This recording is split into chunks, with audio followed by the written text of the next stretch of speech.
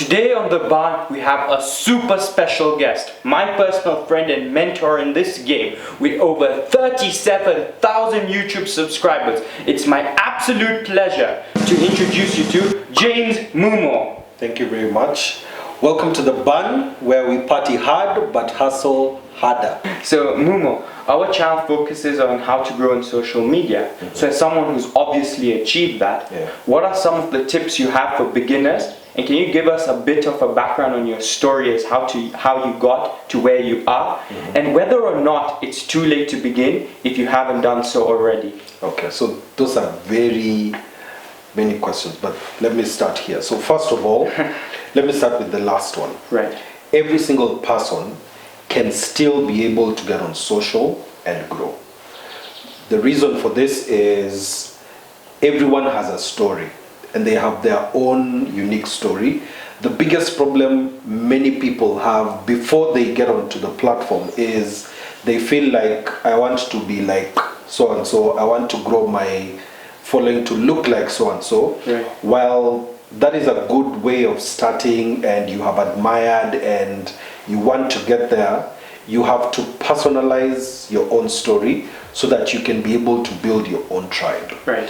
So for me, how it started was 2018. I did my very first video on YouTube, and I had gone onto the platform and checked if there was anyone on the platform in Kenya who was doing what I was thinking of doing, and I found there were only 2 videos. Right. And they had been done by someone who was in Qatar, and she had done 2 videos in 2016 and 2017, but those were the only 2 videos on that subject. Right. So my thinking at that particular point was, if I'm getting into this particular niche, I want that niche and me to be mentioned in the same sentence. Right. So my aim was, I need to build a huge catalog so that I can be able to show people anytime you're looking for this kind of content, because I do a lot of business content. Right. Anytime someone in Kenya goes to search for business content, they need to see MUMO as well. So these 2 videos that had been done, one I think had about 100,000 views, the other one was about 40,000 views at that time. And for me, that time I have 0 subscribers. Oh. So I'm looking at, this channel has 10,000 subscribers and I want to compete with them. So there are different ways of competing in the market. So one can be just awesome quality, awesome production. You do like 1 video a month, like people like Macroba, where you do a movie every single YouTube video that you do. The other way is just doing a lot of content. Right. So I decided to go that route because I didn't have money when I was starting, and I didn't have a lot of resources, but because I had a side hustle that was photography, I was lucky that I had a camera. You don't need a professional camera in order to start. The phone that you have, for most people, that is it. The thing that people need to realize is there is a second part to producing video, producing content. If you're doing video, then there is a picture quality, but there's also the audio quality that is also important. Right. So you need to think of, how can I be able to shoot in a place where there is no noise, so that the content that I'm doing is actually palatable. In fact, they say people can tolerate bad picture quality or video quality, but they cannot tolerate audio quality that's bad. So, and most of the people that are going to watch you will watch you on the phone. Most of them will have their earphones on.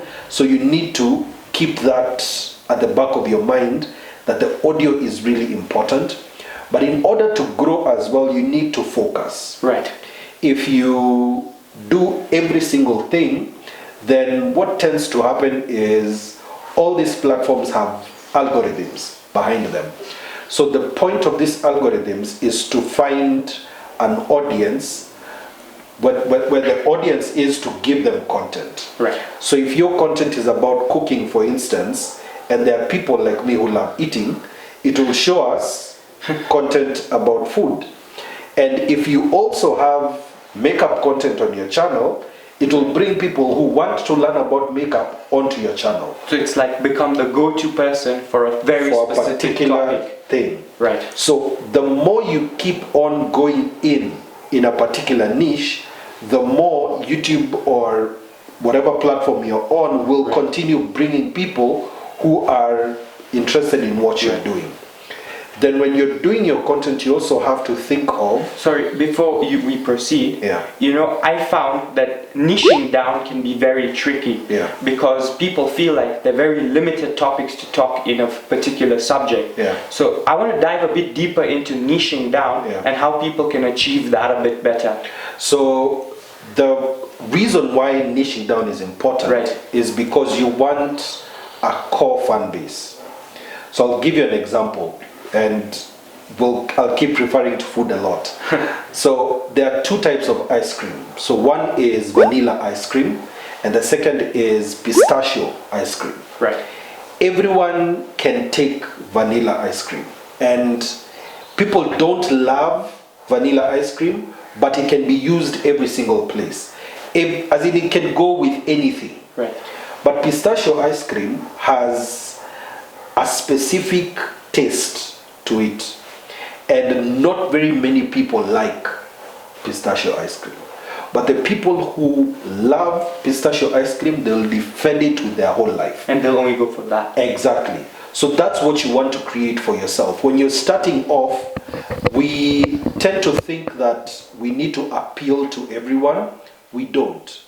In fact, the more core audience you have, the more money you can make potentially in future. Right. So there are over 8 billion people across the globe. Right. I'm sure you can find 100,000 people around the world who love the exact same things that you love, and they will also resonate with the quirks that you have, and they will understand your story, and they will love you for who you are. Right. What we tend to do when we are starting off, we look at, I've seen someone has 1 million subscribers and they have this big audience, but when they look at their core audience, you'll find it's probably 1% or 2%. When they come out with a product that people are supposed to buy, maybe like 1% or 2%. So the numbers that you have in terms of your social following shouldn't worry you a lot. Think of your platform as a way that how will you be able to make money with something that you love. So would you like to have 100 people who every product or service that you come up with, they always buy? Or you want to have 1,000 people who, if you miss a video, they don't really care. So when you start to think of whatever you're building up as a business, and not, I know many times it's a hobby, we've started because we love creating content, but there will come a time when you must think of it as a business. So the more focused that you are, the more you can actually be able to grow in the future. So to summarize what you've just said, niching down helps you hit a very specific group of people, and when your message starts to resonate with them, they are the ones who now be the ones who are likely to buy your products and services. Before we move on to the next question, is there any other tips you have for beginner YouTubers? So when you're growing and when you want to get onto the platform, I know we want to get monetized, I know we want to grow, but stop focusing on that. Because you cannot control how many people will hit subscribe on your channel. As an example, when you reached out to me, the first reason why I subscribed on your channel had nothing to do with the content. I support Kenyan Youtubers, so that's the first, because I know at the back of your mind you're like, I need more subscribers, but I support you. The thing that you need to work on is, I need to make sure as many people as possible, every single time I do a video, they want to watch it. That is within my control. The number of videos that I can do, the kind of content that I do, the quality of the content that I do, because the things that are outside your reach, that's what other people can see. They can see the number of subscribers that you have. They don't matter. the subscribers that you have. The number of views that you get on your videos, they don't matter. The number of likes that you get on your videos, they don't matter. Why? Because the content that you're doing, if you can be able to work on controlling and improving the things you can control, then you'll actually start to grow. Because for me, the video that is most popular on my channel is a 2018 video. In 2018, at that time, I didn't even have 500 subscribers. And right now that video has over 250,000 views. But people will see that and they'll be like, I want 250,000, but you have no idea, it took a whole 12 months before that video even started showing up and gaining the traction that it got. There are other videos that I have done which in a week they get 50,000 views, but because of the kind of topic that it had, but after that, no views after that. So in other words, it's like really just turn off all the noise, focus on being the best at what you do, and the rest will fall into place. Because the thing that every social media platform wants, and YouTube in particular, what YouTube wants is to keep people on the platform as much as possible. So the more content that you provide, it will always keep on experimenting with your videos. Right. Yes. Okay. And okay, something very interesting you touched on was how you want to turn this into a business. Yes. So as a Kenyan influencer who's clearly succeeding at this, could you please explain how much money people can expect to make it, in how long they can do it, and also all of the passive streams that are available to them online? Wow. Okay. So how much you can make? There is no limit to the amount of money you can make, but you need a very good strategy, right, in order to be able to start making this unlimited amount of money. So the very fast and the easiest way to make money online is through AdSense. So when people are watching a video like this, there will be an ad that runs. Right. This is an ad by YouTube. They share that money with me, the YouTuber, and I make money that way. For some people, that is their main source of money, but it's very unpredictable, but it's the easiest to get. Right. It's a lot of work because it depends with the amount of money that advertisers are willing to pay. I'll give you an example. In Kenya right now, for 1,000 views, a YouTuber is probably making about 200 bob. So it's not really life-changing money, right, in that case. But that's the easiest. The second one is affiliate marketing. Right. So what that means is, if I am an iPhone seller, I'd love to own an iPhone. If I'm an iPhone seller, I can come and sell it to you for $1,000. Or I can ask Mumo to promote it on his channel, and for every $1,000 that I make out of the sale, I pay him, say, $50. Right. So if Mumo sells 100 of them, that's 50 times 100, that's his money. So that's the simple way of how affiliate marketing works. So you'll see this mostly with outside influencers, because in Kenya not very many people are doing affiliate marketing. But you can actually be able to build a really good business out of it, because if I'm a tech reviewer, for instance, and I'm reviewing the newest phone, if you go on Amazon and you buy it using my link, I'll make money out of it. So on Amazon, it's between 2% to about 10% for the very highest. And whatever products people buy within the first 24 hours of clicking your link, all that money, that commission is yours. So that's the second way. The third way that people can make money online is through brand collaborations. Yeah, and speaking a bit earlier as we got to know each other, brand collaborations is actually your primary source of income. So could you dive in a bit more into this specific method of making money, and like give me the breakdown the way you give the audience the breakdown the way you gave me, as to like how your journey grew from earning basically nothing and how you're actually able to now do this full time. Okay, so the numbers may be a little hidden just because it's public. But when I started off, I made a personal decision. Right. This is not a decision that I'm telling the audience to make, but my decision was I was not going to do a collaboration on my channel, right, or a brand deal before I get to 10,000 subscribers. right. And that's my selfish one, because at the time when I was building the channel, there was a lot of talk about, I collaborated with this guy and he got a lot of subscribers from me. So there was a lot of those kind of tips in the Kenyan YouTuber space. So I didn't want that. My channel is, I come and give you value. If you subscribe, I don't really care. Oh, and the way I've actually built it is, come get your value, go. I'm not doing it necessarily for the money. I'll make money at the end of the day. So when I got to 10,000 subscribers, now I started thinking of, so how can I start making money? But this is a conversation that you need to do with yourself even before you start the channel itself.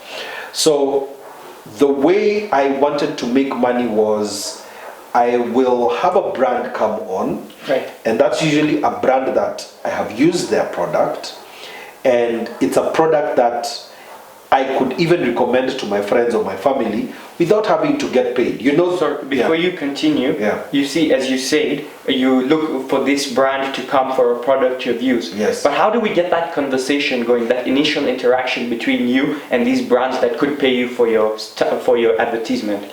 So I'll give you the practical journey of how mine actually went. So in 2021, in January, is when I started talking about cryptocurrency and Bitcoin in particular. So I did sign up on the platform, but because I'm this educational channel and I talk a lot about money, I thought to myself, while I'm signing up, why don't I screen record whatever I am doing?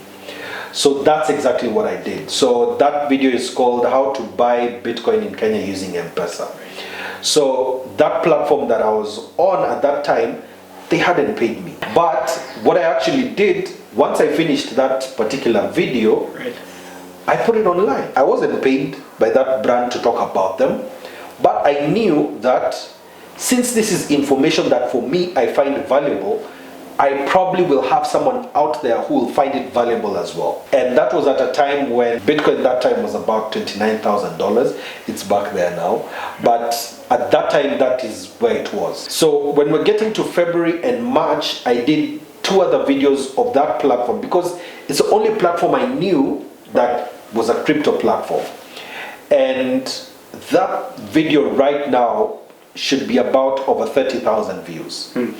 And for that particular platform, I've taken over 700 people have signed up on their platform because of the videos that I did. Really? Yes. Wow. So that for me, every time people transact on the platform and they signed up using my link, there's some 20 shillings I make, 30 shillings that I make. It may not seem like a lot of money, but as It is. 700 people Exactly. do it accumulates. Exactly. And it's like more people will watch those videos. Yes. So now that video is out on the internet forever. Yes. And it's a passive And source I'll of not income need to for you. do anything. And you can say that 20, 30 shillings will come from there. Yes. And as you have more and more of these videos Yeah. online, it comes. Yes. So long story short, as you put a lot of videos out Yeah. and you mention your affiliate links, Yeah. wait for brands to reach out to you, Yes. the money will just start flowing in. Yes. So don't worry about that as well as a beginner. If you start worrying about the money now, you'll get very frustrated.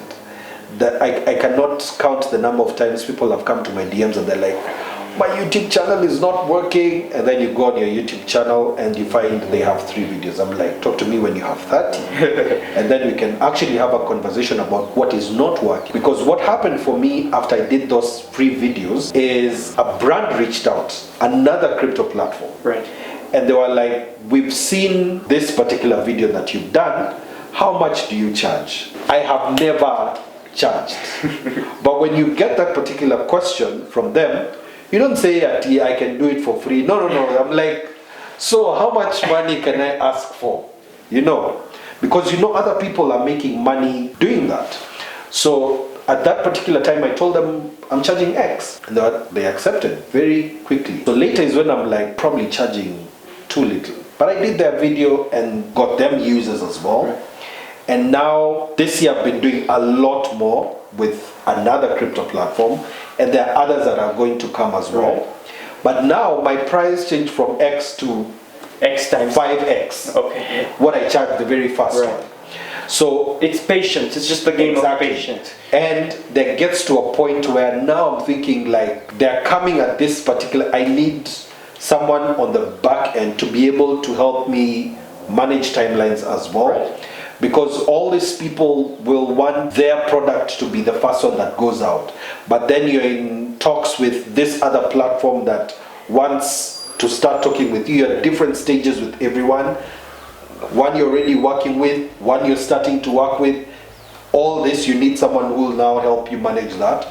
But like I said when I was starting, the ceiling does not exist. Right. So I'll give you a good example, because the brand deals also offer you affiliate marketing as well. So on some of these platforms, when I get you to sign up, or when you sign up using my link, you as a person who signs up, there's no extra charge to you. Right. You win because I've given you a tutorial on how to get onto their platform.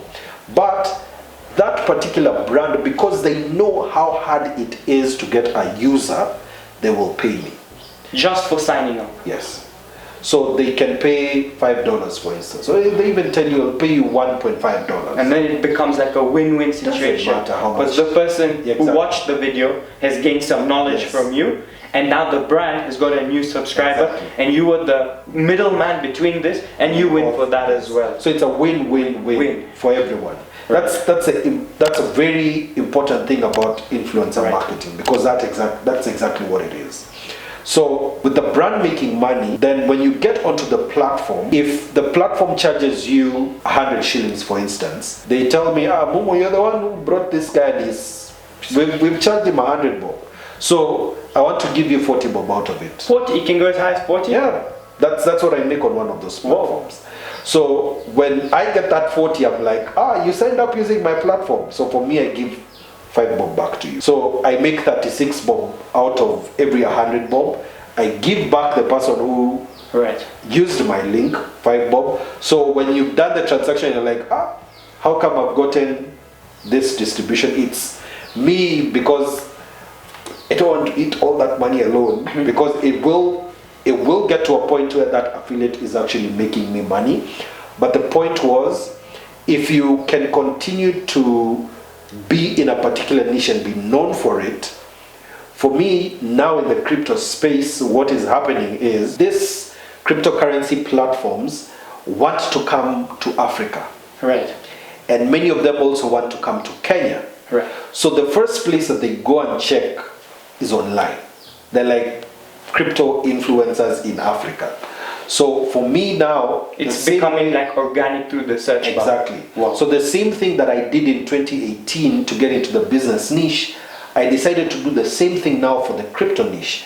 So that now when these brands are looking for people to collaborate with, You're the when go-to guy. Exactly. Wow. And then now, So with a little bit of patience, producing content by niching down, yes. the money will automatically The money flow will in come. if you just use a little bit of your brain. Yes. So the money is a byproduct of whatever. So money is like the fruit you Exactly. enjoy, but it's not what should motivate So you have Yeah, to yeah. build the roots.